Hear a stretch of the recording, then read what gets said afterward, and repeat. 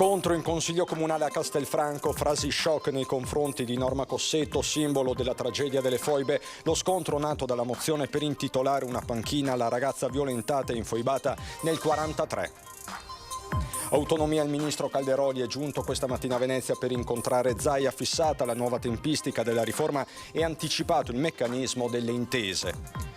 Malore a 15 metri d'altezza mentre lavora su un ponteggio in un cantiere a Porte Altigna. A Treviso l'operaio quarantenne fortunatamente non è caduto, necessario l'intervento dei vigili del fuoco.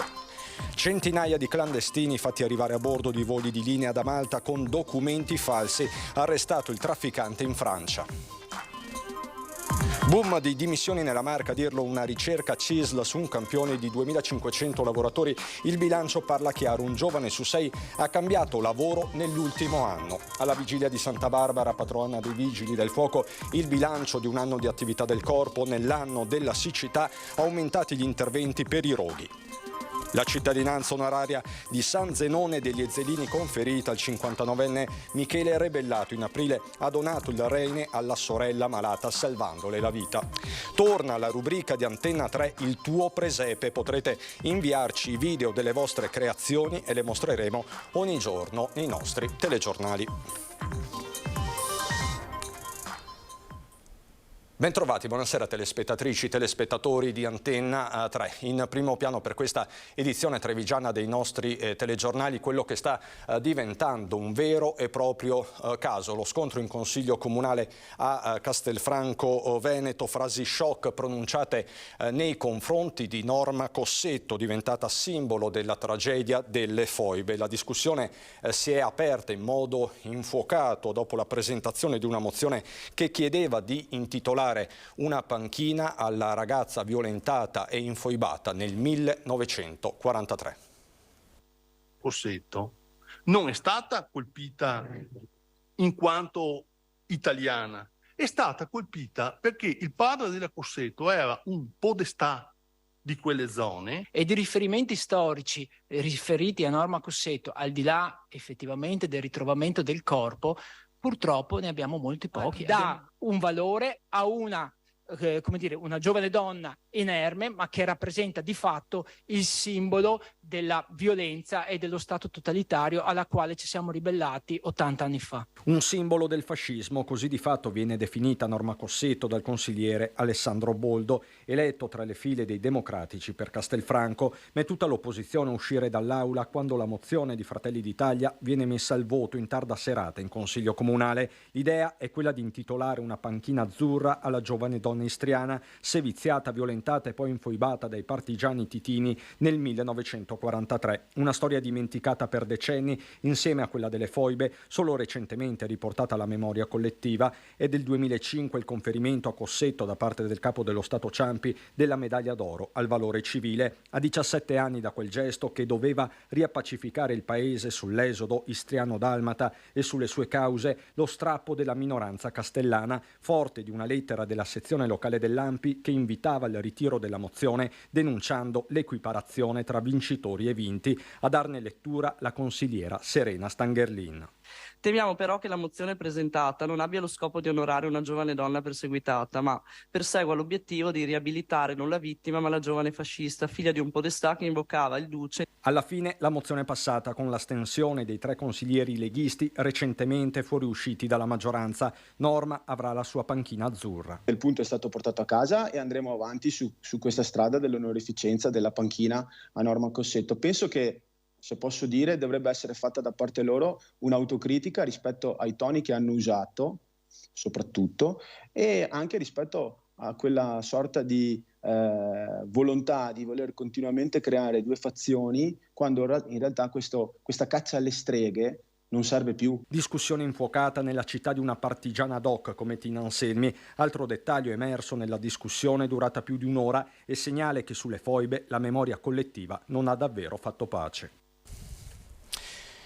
La storia quindi che è ancora motivo di scontro, e poi i temi dell'attualità con l'autonomia sempre in primo piano. Oggi a Venezia, a Palazzo Balbi, l'incontro tra il ministro per gli affari regionali Roberto Calderoli e il presidente della giunta regionale Luca Zaia, con Calderoli che ha fissato la nuova tempistica della riforma e ha anticipato il meccanismo delle intese.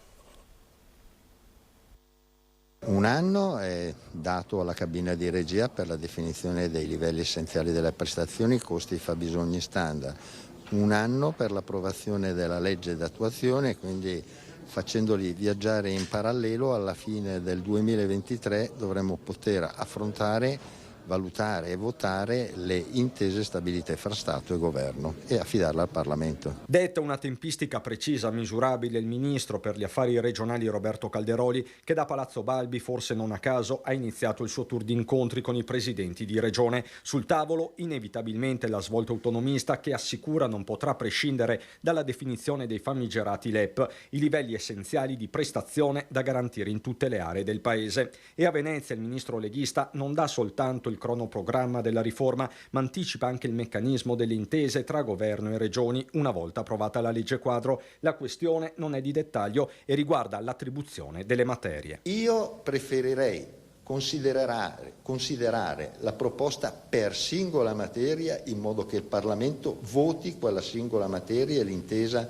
per il trasferimento della stessa, perché mettendone di più di una all'interno della stessa intesa potrebbe esserci un voto contrario del Parlamento per una materia che so su 5, mentre invece sulle altre 4 sarebbero d'accordo. Spiegato vuol dire che non è vietato chiedere 23 intese e chiedere che vengano approvate tutte lo stesso giorno. La strada, nonostante l'accordo di maggioranza e la stricata di distinguo e polemiche, l'ultima parola spetterà al Parlamento e il fronte dei governatori sembra sempre meno compatto e balcanizzato tra nord e sud, con l'ultima proposta in ordine di tempo del governatore campano Vincenzo De Luca di predisporre una piattaforma comune per la sburocratizzazione al posto dell'autonomia. Le pere e le mele non le si possono mettere insieme, lo riferisco al presidente De Luca.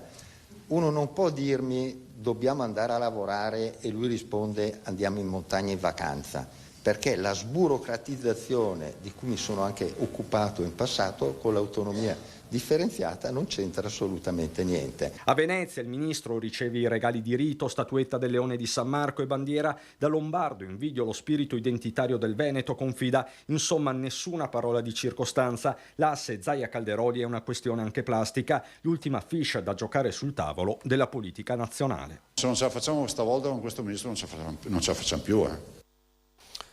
Un altro tema per la politica, quello della responsabilità dei sindaci, la rimodulazione del reato di abuso d'ufficio. Oggi a Roma l'atteso incontro tra il ministro alla giustizia Carlo Nordio, il presidente di ANCI Veneto, il primo cittadino di Treviso Mario Conte. Un incontro positivo, ha commentato Conte, perché da parte del ministro vi è disponibilità ed apertura sul tema. Siamo fiduciosi che si riesca ad avviare in tempi brevi un percorso parlamentare che riveda le norme vigenti secondo le quali il sindaco è responsabile di qualsiasi cosa accada all'interno del perimetro comunale. Così dunque il sindaco di Treviso Mario Conte con l'altro trevigiano d'eccezione Carlo Nordio oggi a Roma.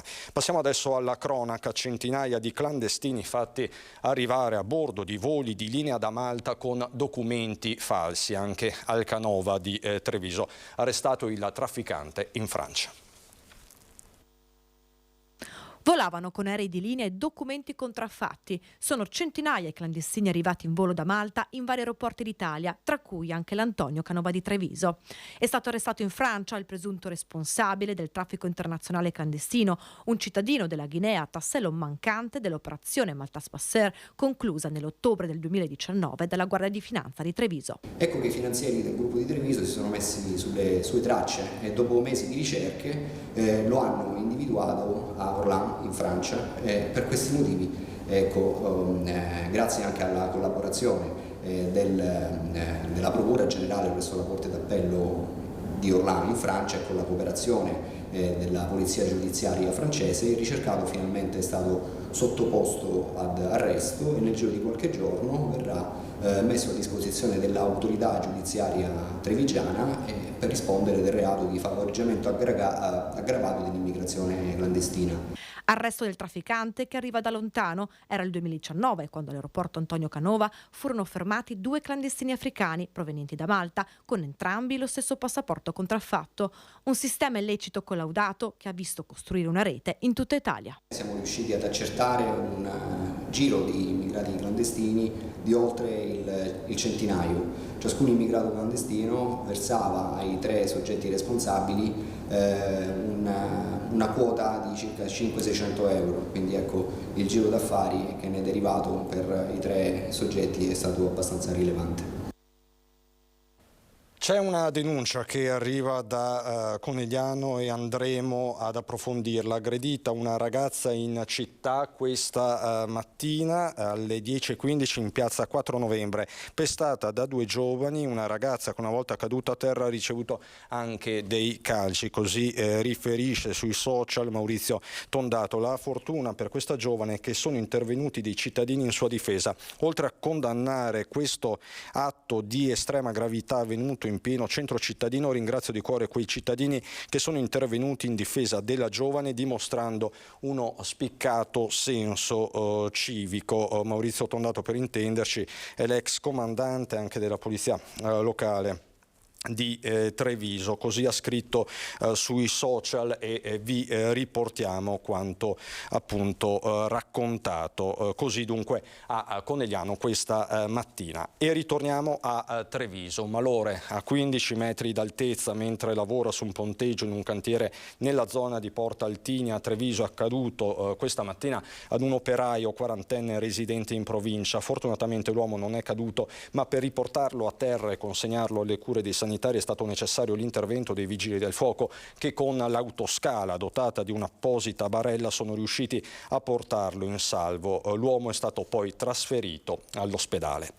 E questo dopo la tragedia sul lavoro di ieri a Colle Umberto questa mattina. Tra l'altro la CISL è stata nell'azienda Furlan. A breve il portale attivato dal sindacato per raccogliere le denunce dei lavoratori coprirà oltre a Treviso e Belluno anche Verona.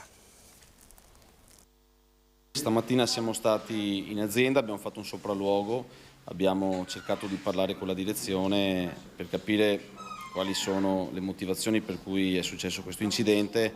Al momento c'è abbastanza riservatezza. Un saluto a casa prima di andare al lavoro da Sacile a Colle Umberto, come faceva tutti i giorni, alla compagna e alla figlia di 7 anni. Quel saluto sarà un addio per Marco Pesotto, operaio di soli 56 anni che ieri in fabbrica ha perso la vita stritolato dentro ad un macchinario. Il sopralluogo del segretario della CISL, della Federazione dei Lavoratori Costruzioni e Affini, questa mattina ha prodotto delle osservazioni. Il fatto è che la macchina si è messa in moto, quindi ci chiediamo come possa una macchina funzionare quando il lavoratore è al suo interno, essendoci sicurezze, essendoci sistemi che dovrebbero prevenirlo. Sono centinaia in calzapotente le denunce di lavoratori arrivate al portale attivato dal sindacato proprio per rompere il muro di omertà che copre condizioni lavorative fuori norma. Abbiamo raccolto oltre 50 segnalazioni in un anno.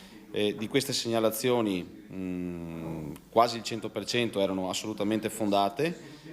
Abbiamo fatto smontare cantieri con i nostri enti bilaterali, abbiamo fatto interventi diretti dove potevamo farlo e abbiamo segnalato agli enti preposti, quindi Ispettorato del Lavoro e Spisal, laddove non potevamo intervenire direttamente. Giacomo Vendrame, segretario veneto della CGIL, torna a ribadire: la salute non è un costo. Garantire condizioni migliori al lavoro significa anche garantire una maggiore produttività. Le statistiche dicono che dobbiamo continuare a insistere e dobbiamo cambiare il concetto che non si può produrre a qualsiasi condizioni, perché bisogna garantire prima la salute e sicurezza del luogo di lavoro e poi quindi la produzione. Tema della sicurezza sul lavoro che resta prioritario in un mondo dell'occupazione che cambia e anche velocemente. Per esempio c'è un boom di dimissioni nella Marca, a dirlo, a ribadirlo, una nuova ricerca della CISL su un campione di 2500 lavoratori. Pensate, un giovane su 6 ha cambiato lavoro nell'ultimo anno. A Treviso abbiamo assistito al bando di concorso per 7 posizioni di ispettorato del lavoro e solo 3 sono state assegnate, quindi 4 sono rimaste vacanti. Addio al posto fisso, a dirlo sono i dati del trevigiano, una netta inversione di rotta che vede i lavoratori di oggi, soprattutto i giovani, allontanarsi dal settore del pubblico impiego alla ricerca di un salario più alto e di maggiore flessibilità. Se in un'azienda privata guadagno di più che nel pubblico impiego, è evidente che preferisco andare a lavorare in un'azienda privata dove magari io faccio un lavoro con orari ben definiti. Nel pubblico impiego magari rischio di dover lavorare di notte, di dover lavorare di giorno, in qualsiasi ora della giornata. Una vera e propria migrazione, quella dei lavoratori che riassetta le coordinate di ricerca verso una migliore qualità di vita, delineando una nuova era, quella delle grandi dimissioni.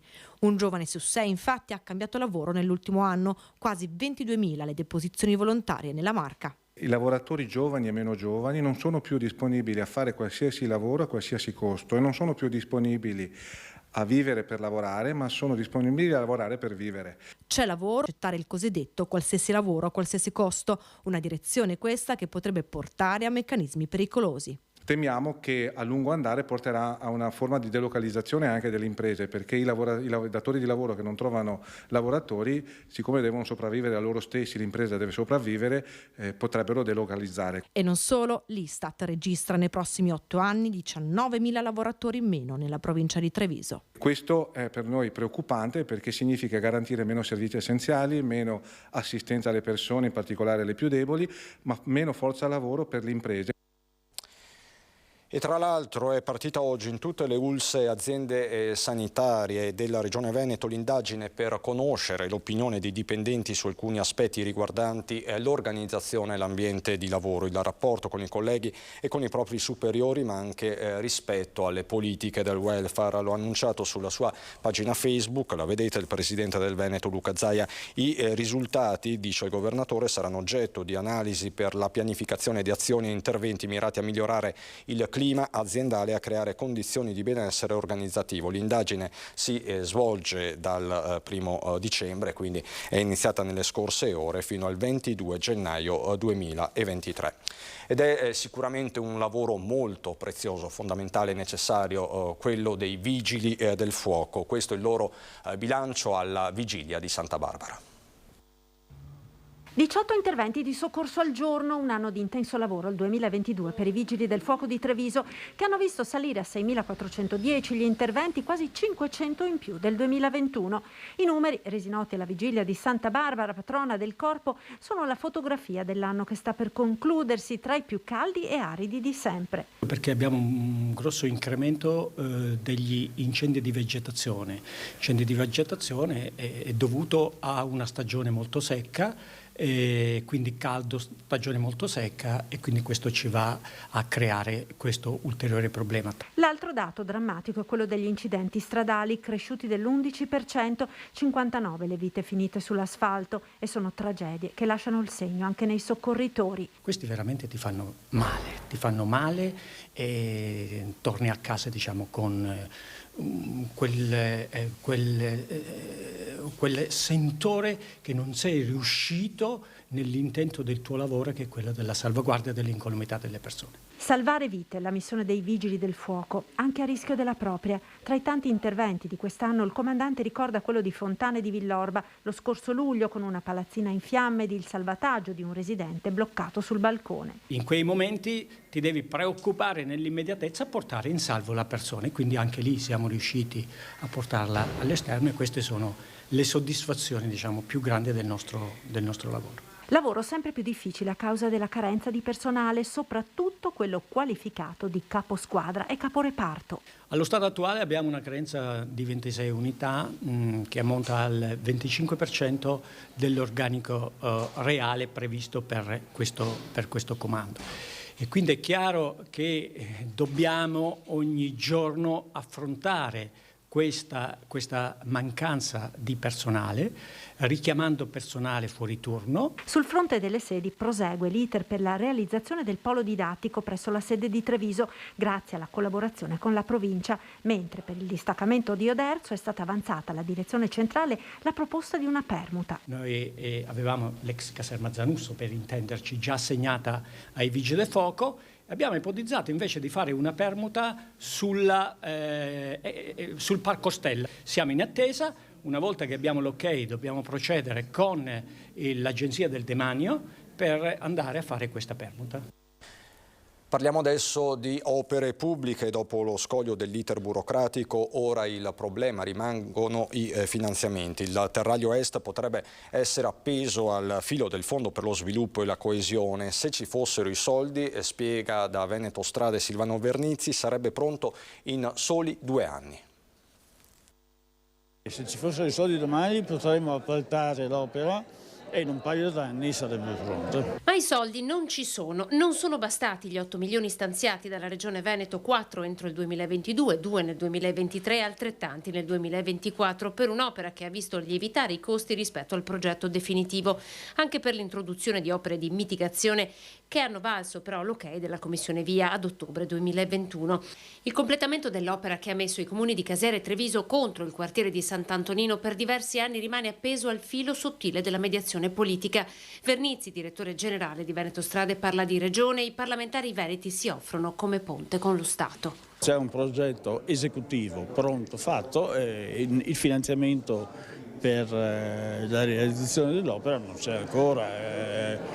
Mi appello, ma penso che a tutti i trevigiani che interessa quest'opera si appellino alla politica, soprattutto alla politica regionale, per trovare il finanziamento. Un ultimo stralcio di un'opera che al momento collega già Dossona al passante di Mestre di circa 3 chilometri, un'infrastruttura a cui nessuna amministrazione tra le varie succedute negli anni ha mai veramente pensato di rinunciare, necessaria per rendere scorrevole il traffico che dal capoluogo scende verso il Veneziano, strategica per alleggerire il traffico sul Terraglio.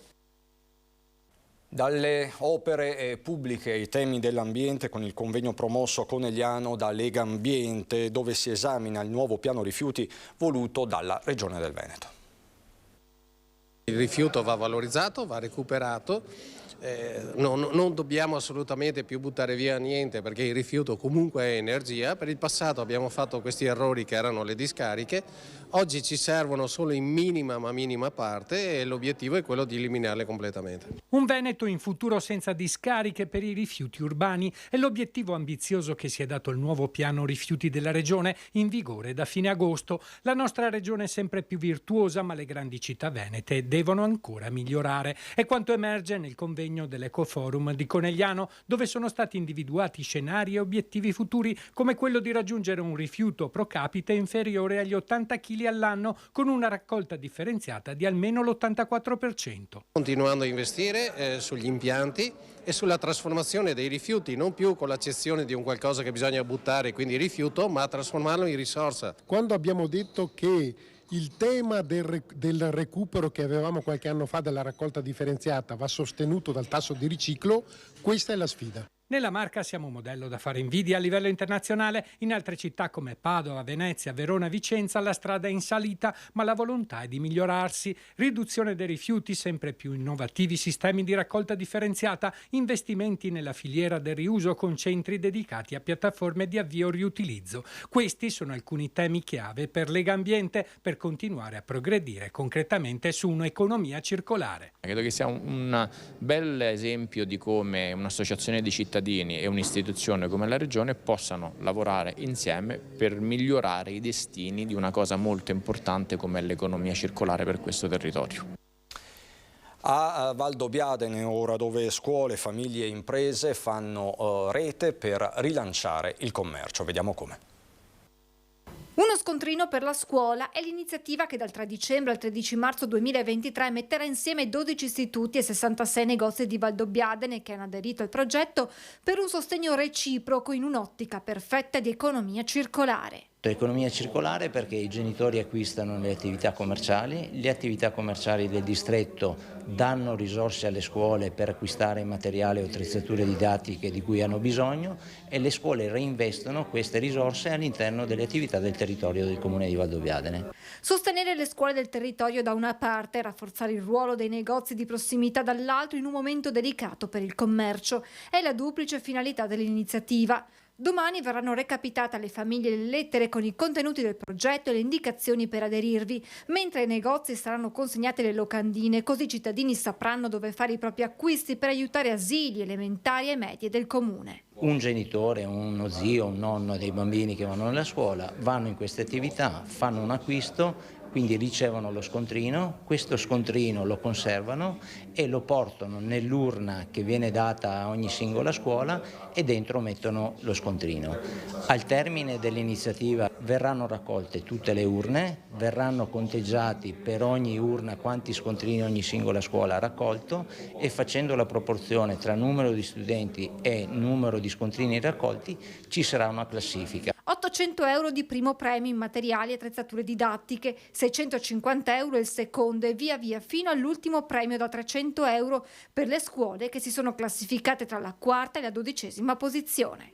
Nessuno resta senza qualcosa perché appunto l'obiettivo è creare un senso di comunità, di appartenenza, sostenere le scuole e quindi tutte le scuole che possono ottenere e avere un beneficio da questa iniziativa.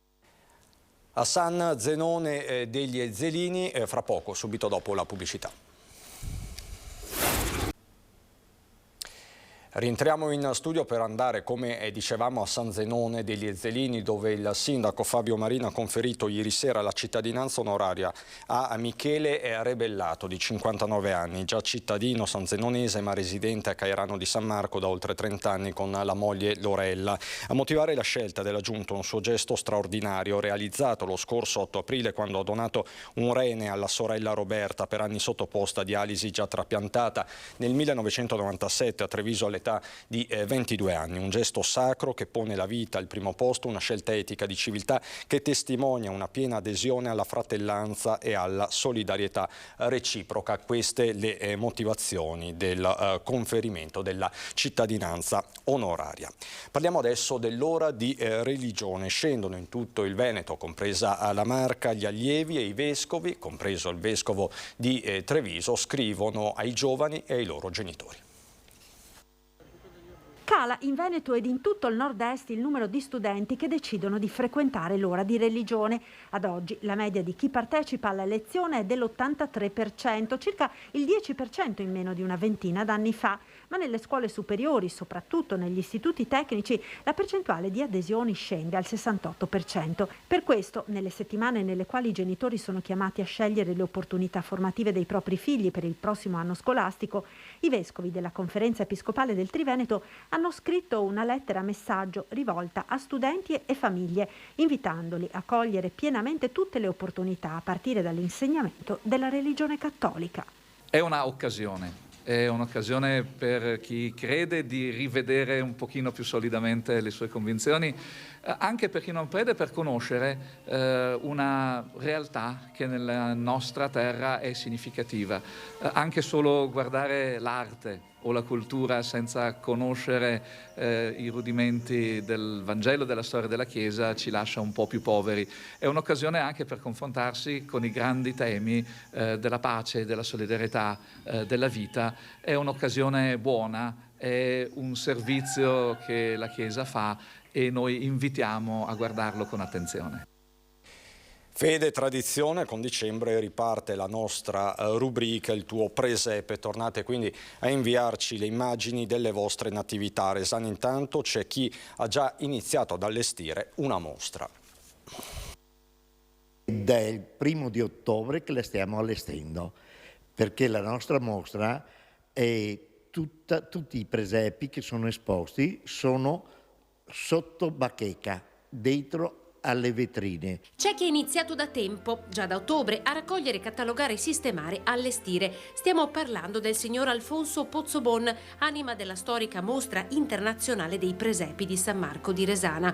Da appassionato e collaboratore con l'Associazione Italiana Amici del Presepio, Pozzobon è già al lavoro per costruire il magico viaggio che nasce con l'avvento fino al miracolo della nascita di Gesù. Quest'anno circa una 90 di presepi. Il nostro motto è questo: lo stesso presepista, ma mai lo stesso presepio. Antena 3 inizia con oggi il suo lungo viaggio fino al giorno di Natale, riproponendo la rubrica dedicata ai vostri presepi. Nelle vostre case o nei vostri giardini, in chiesa o in piazza, raccogliamo e diffondiamo le immagini del grande mistero della nascita di Gesù realizzato con le vostre mani. Basterà inviarci brevi video, almeno di 20 secondi ciascuno, realizzati tenendo il cellulare in orizzontale. Indicate nome, cognome e località. E se vorrete registrate anche i vostri auguri, perché il Natale è più bello se condiviso. E siccome è repetita Juvent, vi ricordo i numeri, eccoli: 351 17 55 340, il numero WhatsApp per inviarci le vostre creazioni. Ci raccomandiamo, come diceva Anna De Roberto, nel servizio che i filmati siano della durata di almeno 20 secondi e le riprese fatte in orizzontale. Ora noi con il nostro generale Iannicelli vediamo insieme le previsioni del tempo per il weekend. Un fine settimana, diciamo subito, non molto bello dal punto di vista meteorologico, e questo a causa, come evidente dalla carta, di una depressione principale che ferma sull'Atlantico e una seconda depressione che è sul Mediterraneo. Ecco, queste due depressioni, queste due circolazioni cicloniche ci porteranno su di noi dei sistemi perturbati, i cui effetti sono già evidenti. Comunque porteranno piogge più o meno continue, anche se non intense, nella giornata di domani sabato, in parte per domenica. Domenica pomeriggio, sera, potremo avere un temporaneo miglioramento, ma è solo temporaneo. Per lunedì ancora tempo piuttosto instabile, quindi ancora qualche pioggia. Poi martedì e mercoledì potremo avere una piccola pausa, comunque di cielo non sereno, ma diciamo irregolarmente nuvoloso, e non esclusa qualche isolata precipitazione. E poi fine settimana prossima di nuovo un peggioramento. Insomma, una settimana del tipo più che autunnale, quasi invernale. D'altronde meteorologicamente dal 1° dicembre già siamo in inverno. I venti intanto per i prossimi 2 giorni saranno variabili, con tendenza a provenire temporaneamente da nord e di intensità non molto intensi. Per quanto riguarda le temperature, 8-10 gradi le minime, 10 gradi soprattutto per domenica, 8 per domani, le massime intorno ai 10-12 gradi, quindi non varia molto per effetto del cielo coperto e delle piogge. Più o meno queste sono le temperature che ci accompagneranno anche nella prossima settimana. E per finire l'Alta Adriatica è previsto mosso o addirittura molto mosso. È tutto. Adesso a Belluno.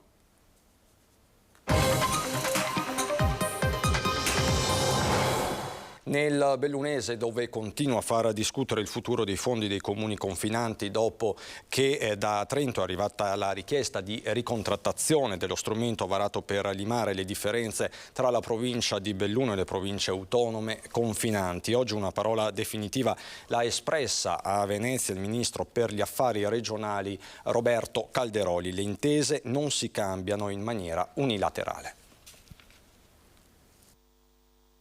Risponde direttamente alla provincia autonoma di Trento e le sue parole rompono ogni indugio. Il fondo dei comuni confinanti non si tocca né oggi, tantomeno domani.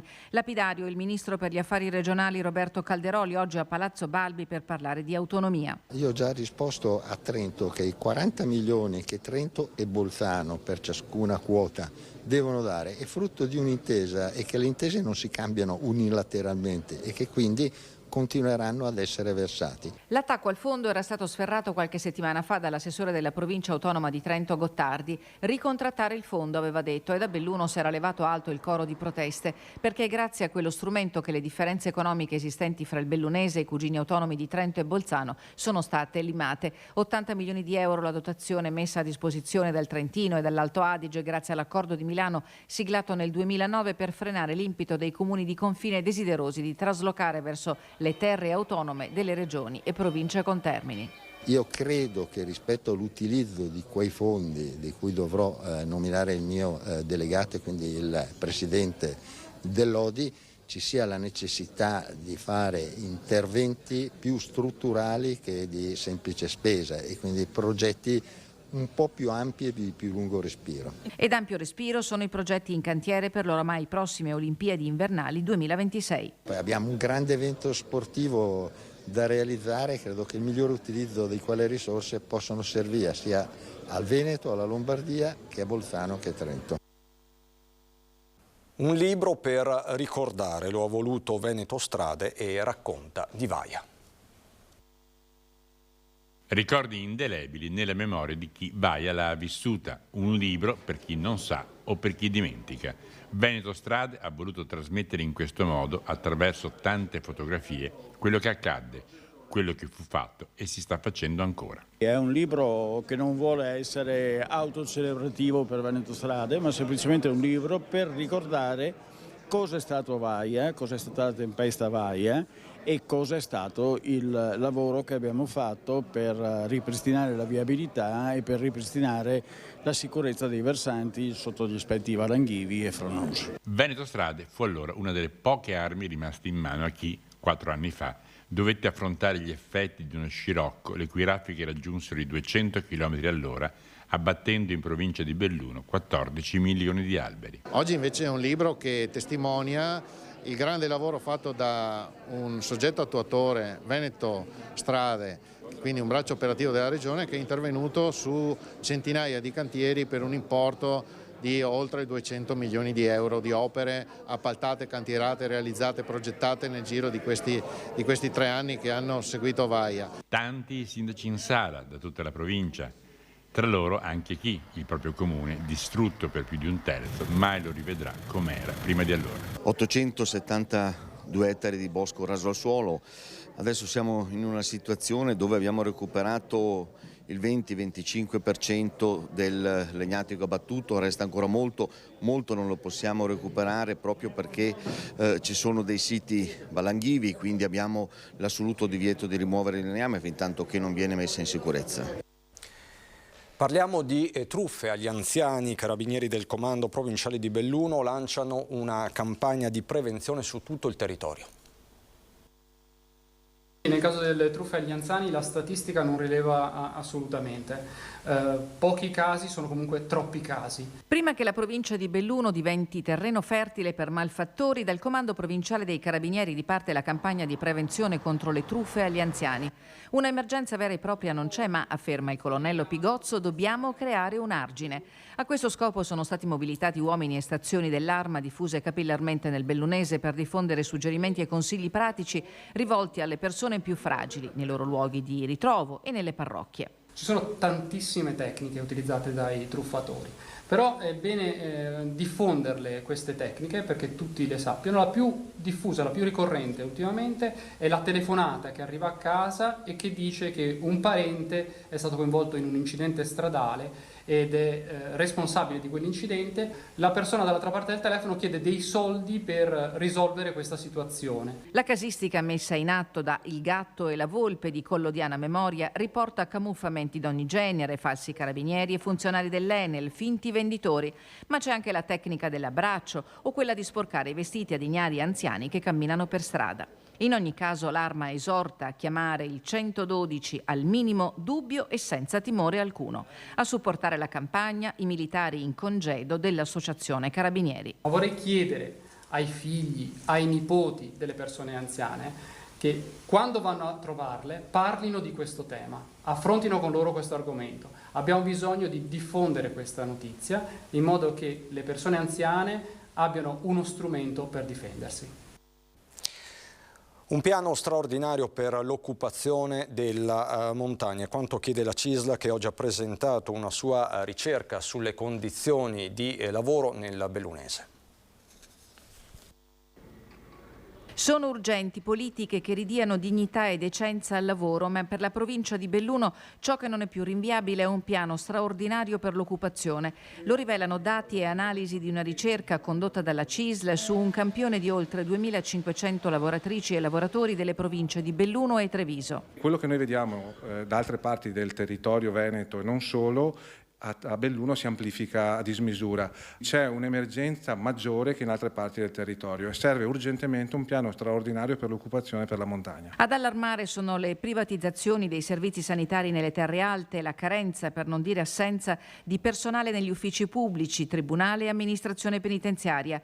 Eppure i concorsi banditi per la copertura di posti non vanno a buon fine. A Belluno erano disponibili 4 posti per l'ispettorato del lavoro, nessuno si è presentato, quindi non è stato assegnato alcun posto per l'ispettorato del lavoro, sono vacanti 4 posizioni. Significa che se domani succede un incidente sul lavoro a Belluno non c'è nessuno che va a controllare l'incidente, a valutare il perché, le cause e anche ad assicurare alla giustizia coloro i quali sono responsabili.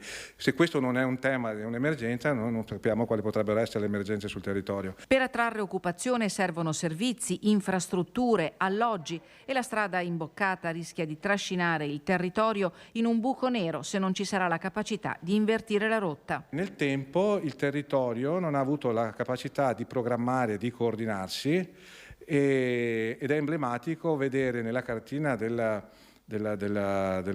ferrovie dello Stato che rappresenta la rete ferroviaria un buco bianco nell'area del Bellunese. Significa che non ci sono collegamenti, significa che il territorio non ha avuto la capacità di darci una strategia di fondo.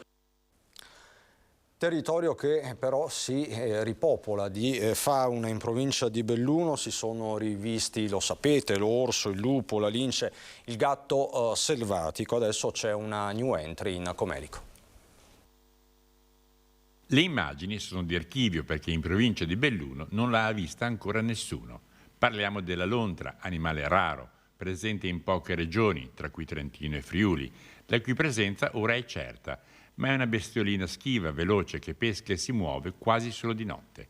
La certezza comunicata dalla provincia di Belluno viene dalla classificazione di alcuni suoi escrementi, particolari ed inconfondibili, lasciati lungo il torrente Vidon tra Sappada e Forni a Voltri. È un ritorno importantissimo perché certifica la qualità ambientale dei nostri corsi d'acqua. Questa è veramente una specie che dà un'indicazione precisa ed è una scoperta secondo me molto interessante perché a livello nazionale l'IUCN, che è l'ente certificatore riconosciuto dall'ONU per dare appunto delle certificazioni faunistiche, ci dice che la specie è minacciata. L'animale presente sarà un maschio o una femmina?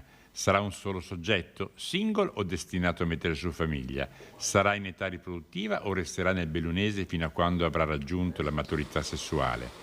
Comunque sia, la sua presenza equivale ad una indiscutibile certificazione di buona salute delle acque che frequenta. Per intanto c'è sicuramente un esemplare, qualche voce dice che ci sono 2 punti di osservazione, non sappiamo se è questo esemplare in mobilità o se invece si sta costruendo una popolazione, diciamo così, riproduttiva. Benvenuta quindi anche alla lontra ed è davvero tutto da Belluno e Treviso per questa edizione. Vi lascio alle previsioni del tempo, buon proseguimento di serata.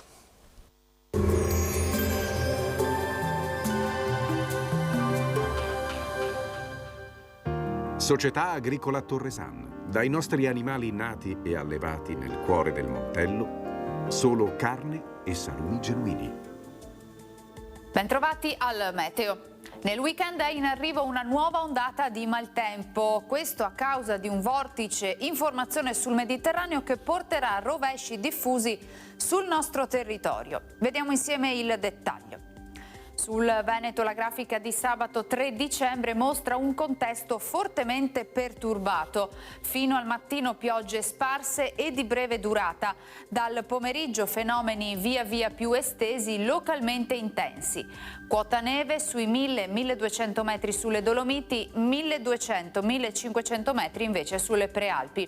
Venti moderati da nord-est. Temperature in lieve aumento, minime tra 2 e 7 gradi, massime invece comprese tra i 7 e i 9 gradi all'incirca. Spostiamoci ora sul Friuli Venezia Giulia. Anche qui cielo coperto, dalle ore pomeridiane precipitazioni diffuse e nevicate da 1000-1200 metri di quota fino a fondovalle nel Tarvisiano. Temperature minime tra 4 e 7 gradi, massime sui 6-12 gradi. Infine diamo uno sguardo al Trentino Alto Adige. Poche novità, avremo qualche schiarita alternata a rovesci che saranno però piuttosto frequenti. Temperature minime intorno a 1 grado, massime sui 6-7 gradi all'incirca. Dal meteo di Antenna 3 per ora è tutto, grazie per l'attenzione. Arrivederci.